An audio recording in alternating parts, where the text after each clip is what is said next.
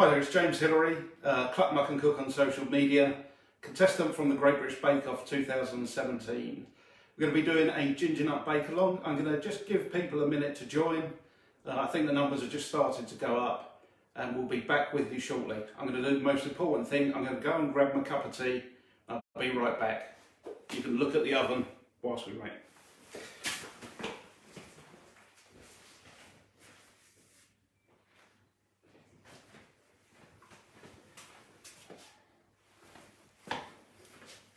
Not very exciting oven, but I have got my baker's mug.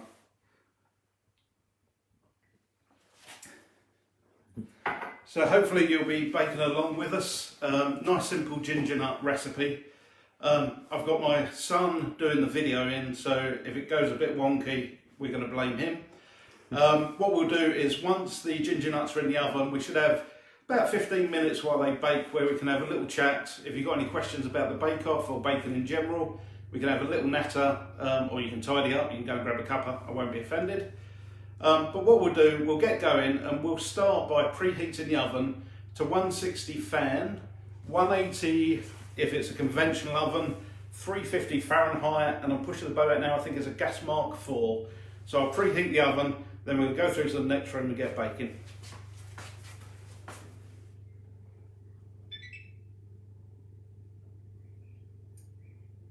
Mine's a fan oven, so I'm going for 160. We'll let that warm up and we'll head through to where I've set up the baking.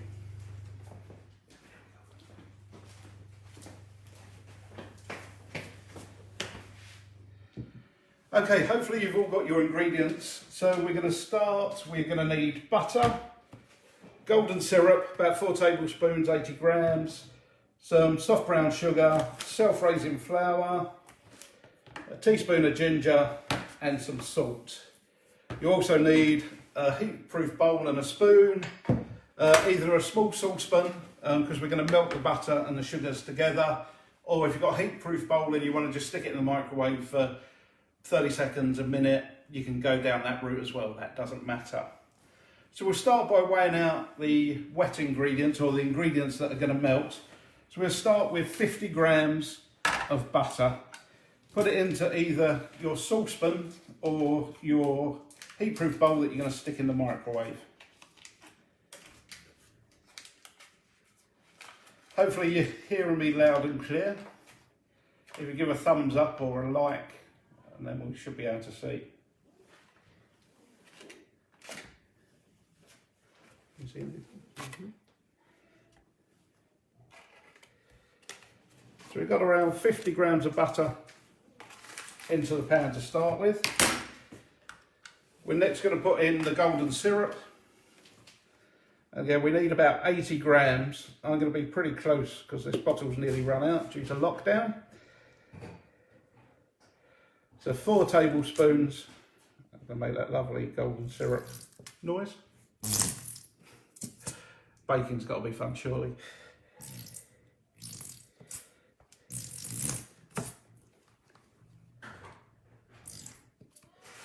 I did have a question earlier, if you haven't got self-raising flour, can you use plain?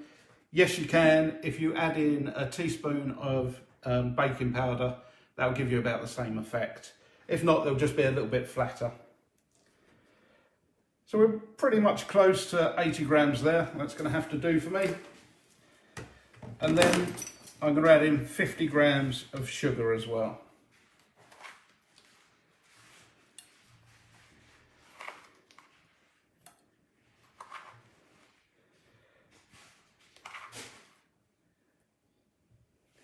So 50 grams soft brown sugar.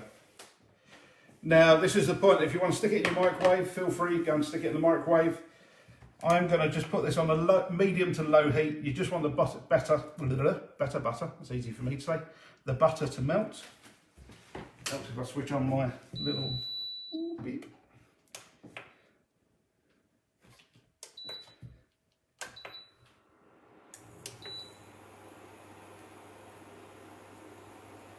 Quite a noisy one.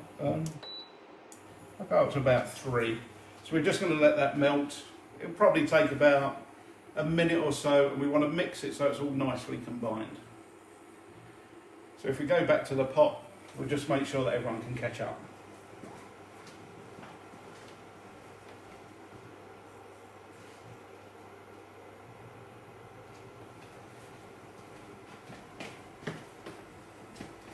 I can see Joe's on from our NASS group. So cheers, I know she's just going to go and grab a cup of tea to have with her Gingernuts. Hope you've all made a cup of tea while you're doing this. On the bake-off, I was often spotted wandering around the back with a cup of tea in my hand. There is a lot of spare time, honest, it's just not me being totally lazy. We're starting to see this melt now. So I've got a wooden spoon, you can use a spatula, a silicone spatula, whatever you got. Just move it around a bit. We want to get all the lumps out of the sugar and all the butter nicely melted and the golden syrup all combined. If you've got any lumpy bits, just whack them down with a spoon.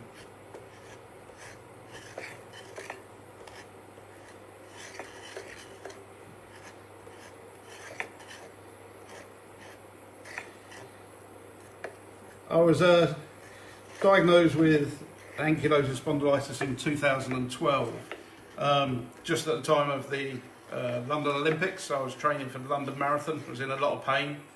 I'm really fatigued, more than I should have been for my training. Unfortunately, I had a great doctor who rushed me through, and I got diagnosed with probably in about a year and a half, which I know is quite quick. So it's great to be part of this World AS Day yesterday, but the whole week where lots of AS partners and people supporting the charity have got involved to do either talk-alongs.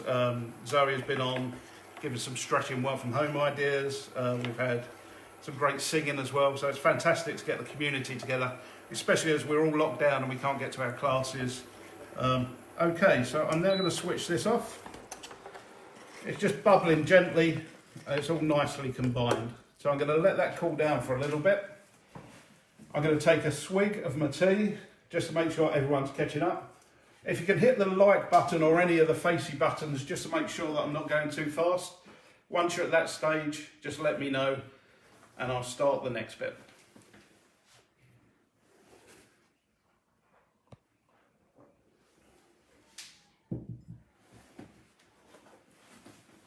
This will be saved down on the NASS Facebook page, so you'll be able to check back. I've also made some nice easy stories on YouTube as well. I've got about 6 easy bakes like this. Take about half hour. Pretty much all you need is a spoon, your hands and a bowl. So if you want to check that out on YouTube, it's Cluck Muck and Cook, or Cluck Muck Cook I should say. Right, I think most people are ready. So I'm now going to weigh out the dry ingredients. I've got a heat-proof bowl because that will be a little bit warm. If you've got plastic bowls, that's okay, just let it cool down a little bit more. We're going to go in with a self-raising flour. Again, if you've got plain flour, add a teaspoon of baking powder. If you haven't got baking powder, there'll be more like a thin ginger biscuit. Still should be crispy and delicious, so that's fine, just go with whatever you got. So 175 grams.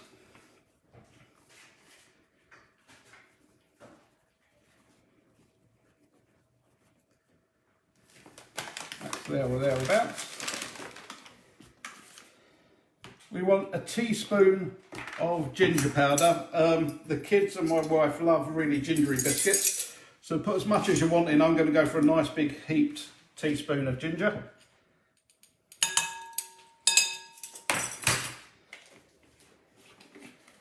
And then the great English measure of a pinch of salt, which I really don't know how much a pinch of salt is, but I kind of put about that much. Put less if you're worried about salt. They're going to be in about 8 biscuits. Salt really enhances the flavour, so you can leave it out if you want, that's no problem, but it does just make it taste just a little bit better if you do put it in.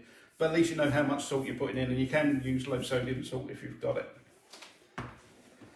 So now I'm just going to whisk that round in my finger just to distribute the ginger and the salt amongst the flour. These have got to be the simplest biscuits to make. No fancy rubbing in, or don't need a machine or anything. So now I'm going to pour the wet mixture into the centre of the flour.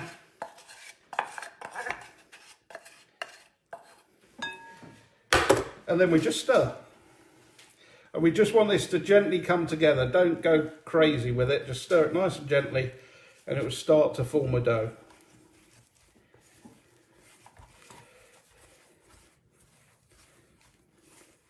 If you stir too much, you won't get that crinkly top, but that's fine, still tastes delicious. But I like it so it's just coming together, so it still looks a bit crumbly. I'm not far off now. What kind of flour are you using again? It's self-raising flour, 175 grams. But if you haven't got self-raising, plain flour with a teaspoon, probably a heaped teaspoon of baking powder will work just as well. If it's just plain flour and you've got no baking powder, they'll just be thinner, they'll be crispier, still delicious. Go for it. Okay, so we're going to let that cool a bit. So it's just come together, still looks a bit crumbly. And again, I'll pause at this spot just to make sure you all catch up, because sometimes I just rush ahead and I recognise that. So I'll let me know when you're pretty good, again, by clicking on any of the emojis. I don't mind, I'm not seeing them, Ollie's seeing them at the moment, so you can use rude ones if there's rude ones. Let's keep it. So I'm going to quickly wash my hands just to get the mess off. I'll be back in 1 sec, and Ollie will give you a lovely shot of the mixing bowl.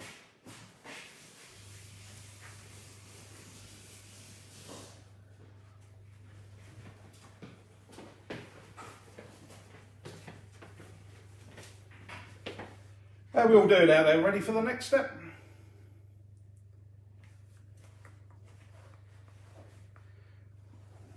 That's great. We'll give you a few more. Give you another 30 seconds and I'll drink another drop of tea. One of the great things of baking is that you can keep moving while you're doing it, which is really terrible if you're doing a Facebook Live.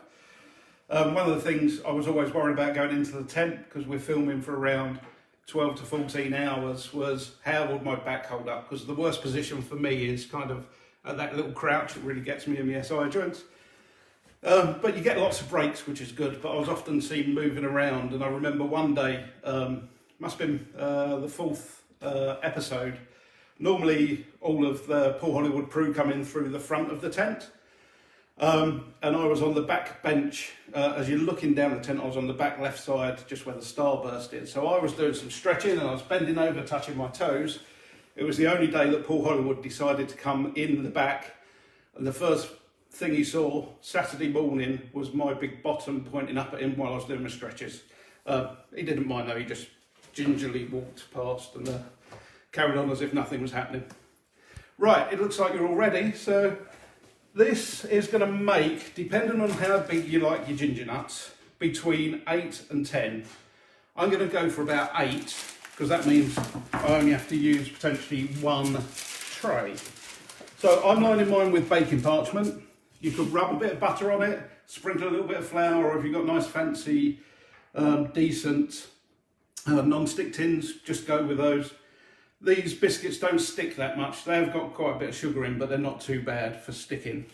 You can fit probably 8 onto a tray. They don't spread too much. They kind of hold their shape, so you still need to give them a little bit of room. But what we'll do is we'll start to divide the dough. I'm going to go for 8 because it's probably going to make it easier. So what I'm going to do is scrunch it up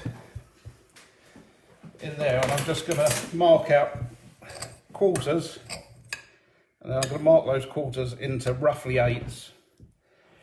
If I was on the bake-off, I would weigh the ingredients and then measure it so they're all perfectly the same size, but life's too short. It's a lazy Sunday afternoon, so let's make this easy. If you buy your sink, or if you're not, grab a little bowl of water, because these can be quite sticky. So I'm going to wet my hands just a little bit, then that helps with the shaping. So you just want to shape them into a rough ball and then plop them on your tray. Actually, if I put the tray there, that might be easier. Don't go too wet with your hands because they will end up more shiny. And if they're a little bit crumbly, I like that because that gives you that nice crack on the top. So don't be too precious about getting them into really tight balls. Well, that's going to be a big one. We'll be fighting over that one later.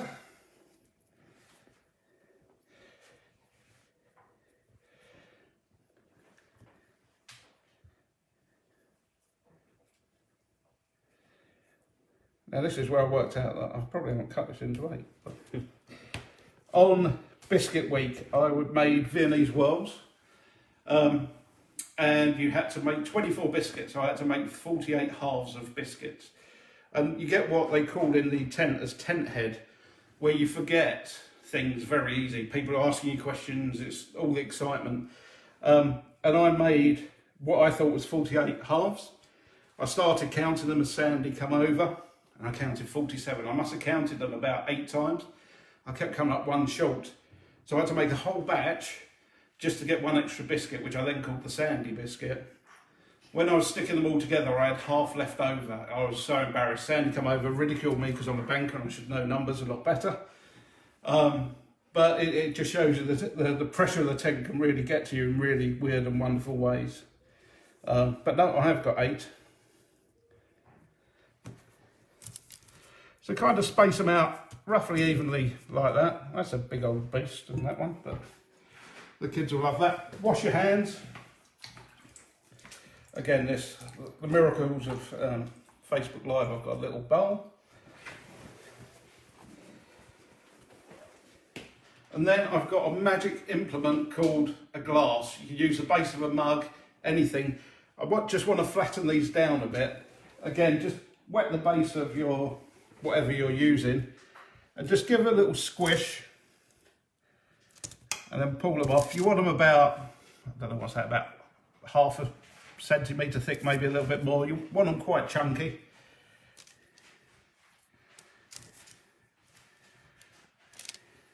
Again, the ginger nuts, the great thing about ginger nuts, they don't have to be perfectly round or perfectly shaped. That's my excuse anyway. I'm going to wet the glass just for the last 4.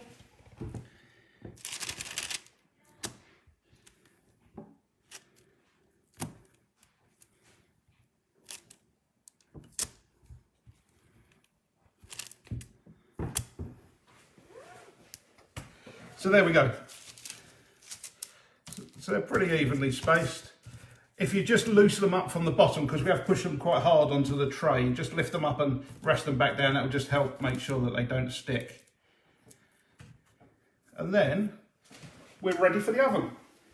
So this is going to be the tricky bit where Oliver's even got to walk backwards or follow me around. And you get a tour of the house. So hopefully your ovens will come up to temperature. So 160 fan, 180 conventional oven, 350 Fahrenheit, gas mark 4, I think I said. Pop them in. They're going to go in for about 15 to 18 minutes. You want them to start browning on the edges, but not be too dark on the top. So we'll start with 15 minutes.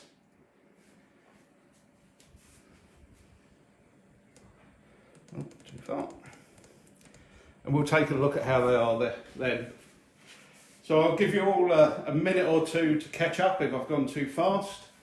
Let us know once you're good, and once we see a few people putting up their hands or saying we're ready, what I'll do is I'll just clear the table a little bit and have a quick sit down, and then if you've got any questions, I'll ask you some questions, or you can ask me some questions whilst we're baking. Also a great chance, if you want, to grab a cup of tea if you haven't got one already. You can tidy up, you can do the washing, do whatever you want. I won't be offended, but please hang around if you've got any questions about bake-off or baking. More than happy to answer them. We are under quite strict, or were under quite strict legal agreement, so I can't give away all the secrets, but I'll be as indiscreet as my contract allows. How long in the oven for the biscuits? Oh, sorry, in the oven for the biscuits, put them in for around 15 to 18 minutes, depending on your ovens. I've put mine in for 15 minutes to start. I'll check them, you want them golden brown around the edges, and then they'll still be a little bit paler in the middle, but that's fine, because that'll give you a bit of that gooiness on the inside, and they firm up as they come out. So start with 15 and we'll check them at that point. Cool, right, I'm going to find myself a little gap at the table, and then we'll switch the video around.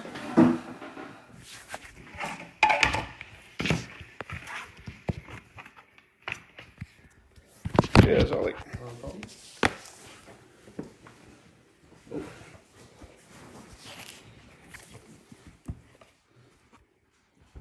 So for some reason it doesn't like me rotating my screen. Oh, my good friend Jamie Smythe's joined. You yourself can answer questions. Oh, excellent. Cool, hopefully they're all in the oven. Will it let me go that way? I can't remember.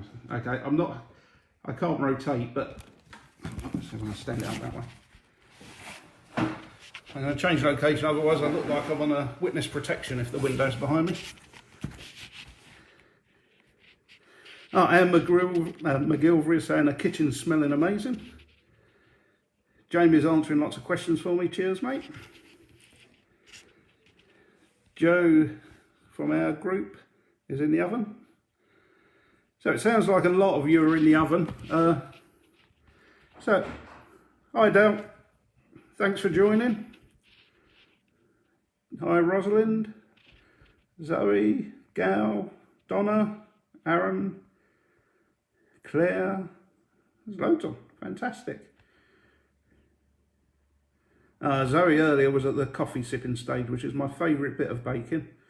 Louise Williams said, love your apron. It's the one that I wear for most of my food demos. It's a combination or a collaboration with Oliver Harvey, who's a chefware company, and Fat Punk, who are a design studio, and they did my egg face logo. So I love this little apron. So any bake-off questions you'd like? Chris said, my biscuits look quite dry when they went in the oven. Chris, just dunk them in tea. If they're really dry when they come out, you'll be fine. No, they're better off being on the slightly dry side. They'll get more of a crack. You'll be good. Anne-Marie put too much syrup in. Again, these are quite forgiving. It's a bit like the banana bread of biscuits. It's really forgiving, so it should work pretty much good. Rosalind, my 3-year-old's been baking along. He was trying to nick the mixture though. Yeah, I have exactly the same problem, but my kids are now 10 and 14. They still come in and want to lick the spatula and spoon.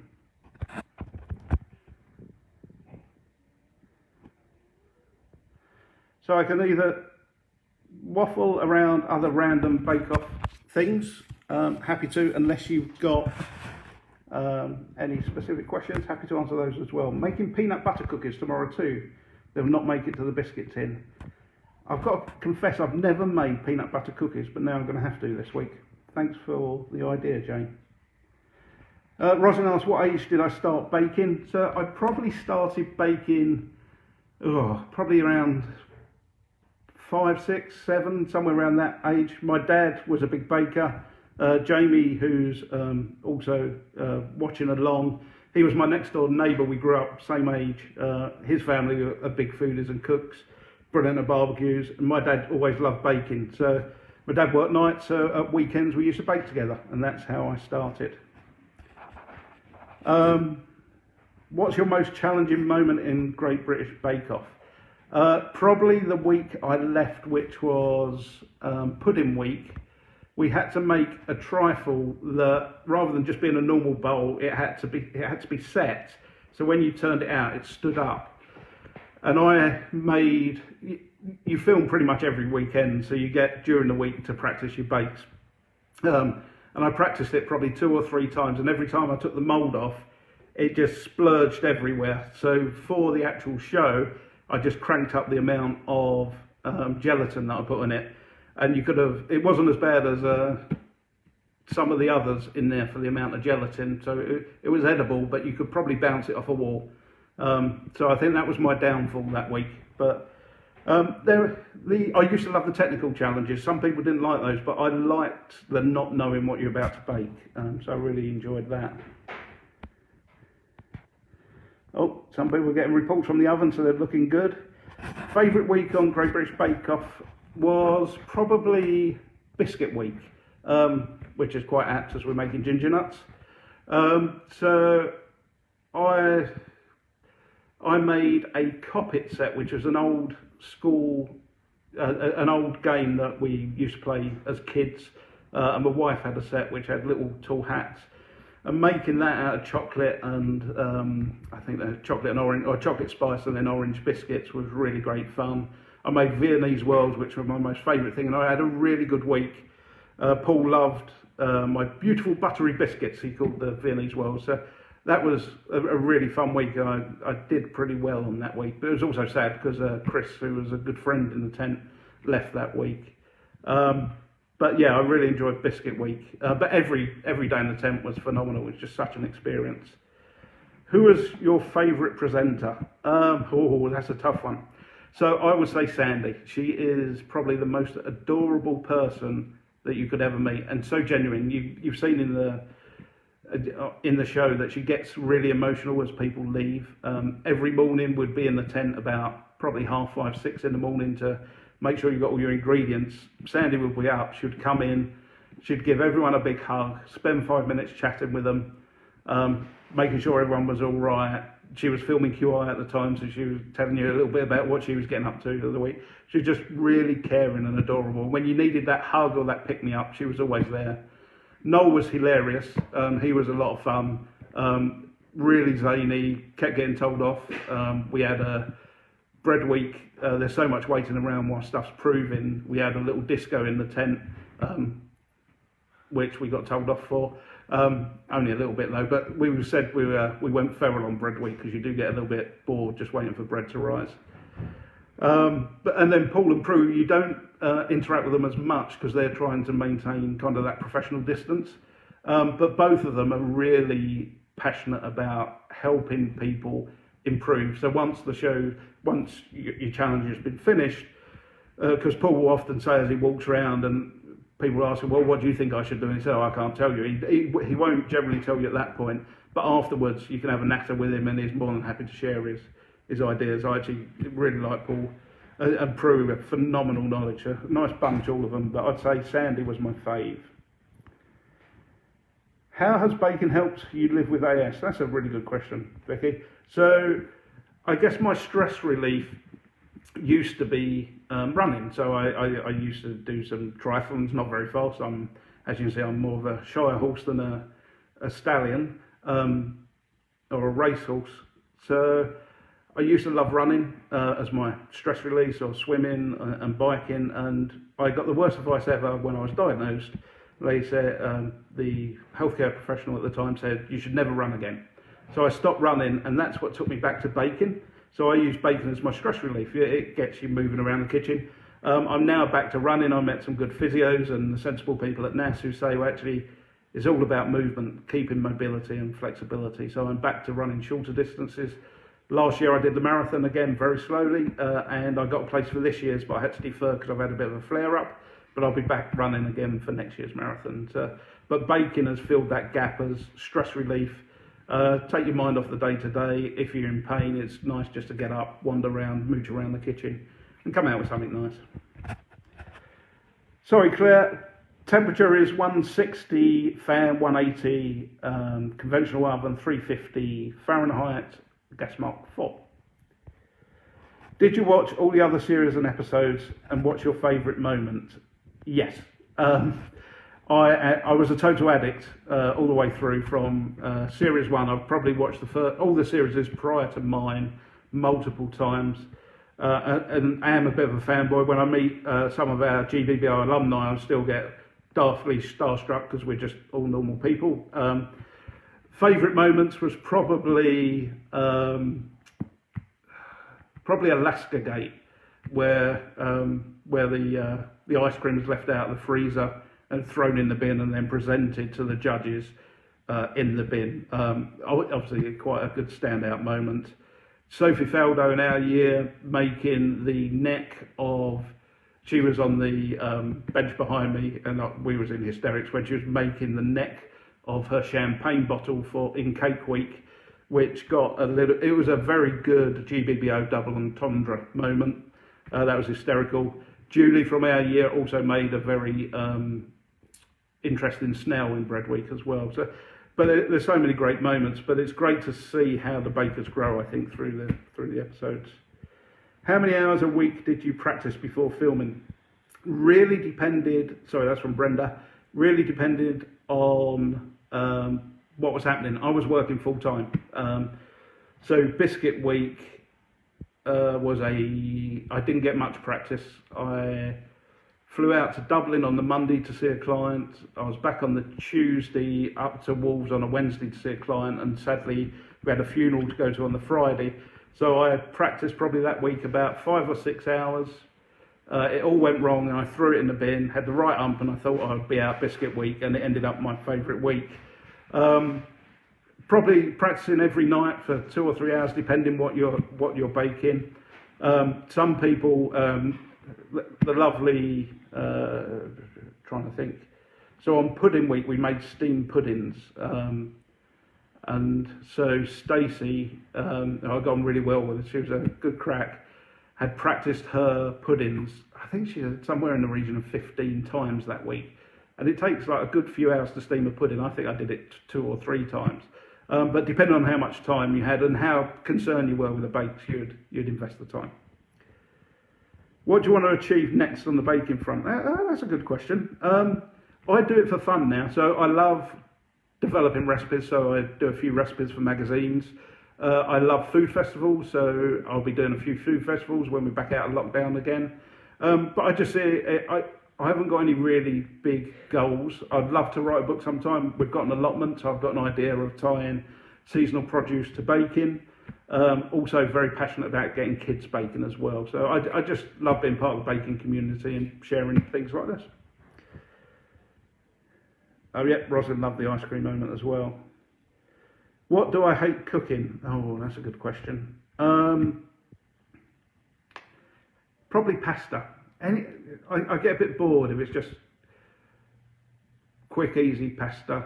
My sort of with a quick sauce now. If Jamie's still on, he makes amazing ragus to go with his pasta that takes him a day to make, and they're phenomenal. I just haven't got the patience for that. So we'll probably have like a tomato bacon pasta, but I'm not a big fan of that. I love barbecue though, low, slow, pulled pork. That's my other passion, really, barbecuing. My wife does a lot of the cooking in the house. I do a lot of the baking, and she cooks a lot for the kids. But if I get a chance on the weekend, I'll try and do something better. How do you make self-raising flour from plain flour? From my Mrs. Sarah Parker. So normally it's a teaspoon of baking powder to every 150 grams of plain flour. Gives you roughly what you need for self-raising flour. Most of the bakers in the tent will use plain flour and then adjust their raising agents to how they want it. So if you've got a really, a wetter mix like a banana bread, you'll want to put in a bit more baking powder to give it a bit more bubble and a bit more rise. So that will be a good swap. Can you do another video? Yep, if NASS will have me back, I've got plenty that I can do, more than happy to. Who's your favourite TV chef and why? Oh, that's a good question. I like James Martin, and there's a long story of why I like James Martin. When I worked in the city and I was quite young, oh, I can hear the oven beeping, so I'm going to walk and talk at the same time. So I met James Martin in a pub in the city. He had a box of langoustine. We were both early 20s and we ended up at the end of the night with langoustine hanging off of our ears, a little bit merry. He told me he was a famous chef, TV chef. This is just as his career was starting. I thought I'd met Jamie Oliver. It took me about a year or two to realise it was James Martin, but I love him. It's great. So I'm going to switch this round now. I'll come back to questions after because I've just got to get this out. So Louise, hold your thought around favourite recipe. Ollie, I'll hand this back to you.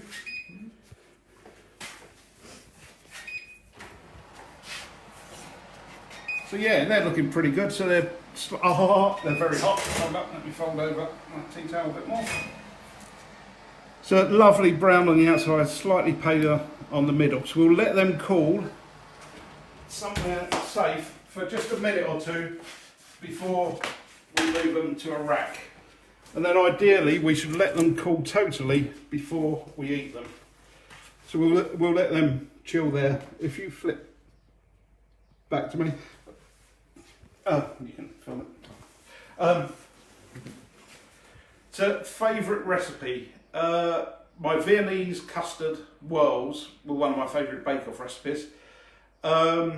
We had a joke with, I love making bread, so probably sourdough, here's one I made earlier, is something I bake every week. There's something very therapeutic about kneading dough, so I love making a lot of dough. if you're a baker, you end up making a lot of sweet stuff, and in lockdown, having a ton of cakes and biscuits around is probably not the best thing. So I will be safely delivering some of this to my mum and dad who are shielding. I'll leave it on their doorstep so they get some treats as well. I'm not one for big fancy cakes. I like things that are quick, easy to make, but are delicious. So I focus more on flavour than really elaborate cakes, although I am making a birthday cake for my nephew's 21st birthday next week, and he wants a Corona beer bottle, so that's going to be a challenge. It's going to be carrot cake iced to look like a Corona beer bottle. Should they be slightly squidgy in the middle? Yeah, a little bit of squidge is good. What they'll do, if you can see from my finger, I'm going to burn them, they are a little bit squidgy. You can leave them in a little bit mine. Brenda said hers have spread and are massive. They may have just been a little bit loose, wetter than ours, but once they set up, they'll be lovely and delicious. And I think that's the best thing about baking. They all come out slightly different. People's ovens are different. Even flour absorbs liquids differently. It's a weird world, and I have just as many fun, I won't call them disasters, but not successes, shall we say. And it happens to all of us. I just probably don't put all of them on Instagram, to be fair. How are you getting so much flour and yeast during lockdown? I have a secret supplier of flour. No, fortunately, we've got a lovely local mill near us, Marriage's Flour, in Chelmsford. I put in an order just as lockdown started to make sure I had some bread flour. Our local farm shop that's just 5 minutes up the road has also been really good at having flour in stock but limiting the amount of flour that people can buy. So you can only go and buy one bag of flour, which I think is fair. So I've been lucky. I also, as a baker, I always have a big cupboard of flour. This is not the most glamorous cupboard, so ignore the extractor fan. But up the top I've got a selection of wholemeals and light bread flours, some pasta flour. So I had a decent stock to start with, so I've just been topping it up as I need to. Unfortunately this week I was gifted some flour from a Cotswold flour mill, so that will keep me going. But I've been making bakes smaller, so I've been halving recipes. So as you see, this only makes 8, normally it would make 16.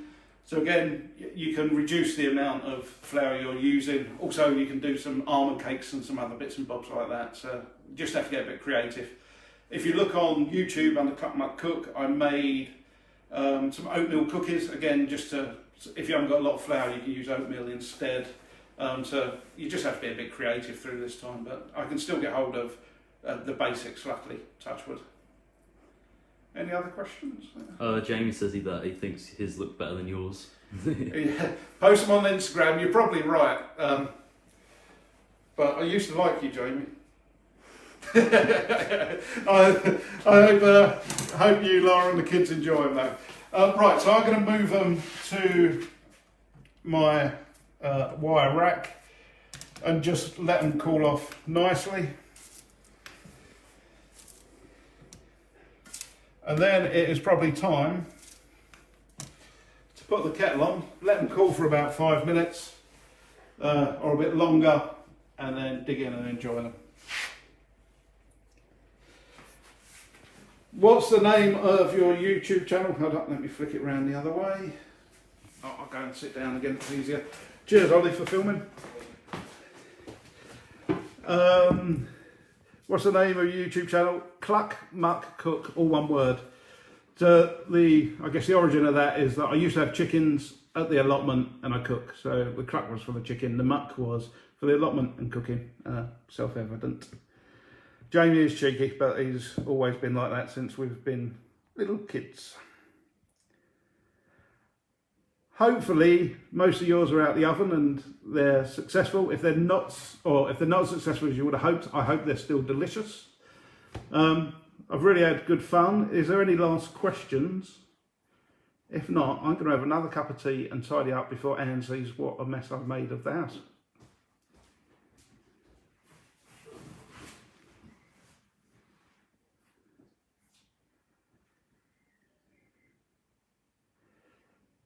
Claire, how long do I need to leave them in the oven for? About 15 to 18 minutes. Check on them at 15 minutes. You just want them brown on the outside. You can go darker than I have if you want them really crunchy, but they do firm up as they come out.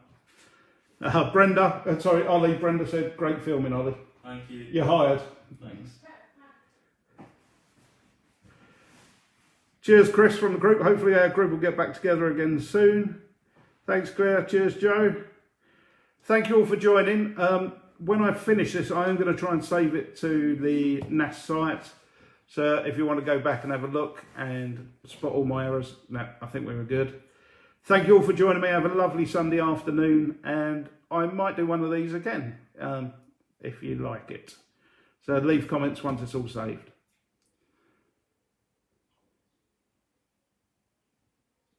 Cool. Thanks all very much.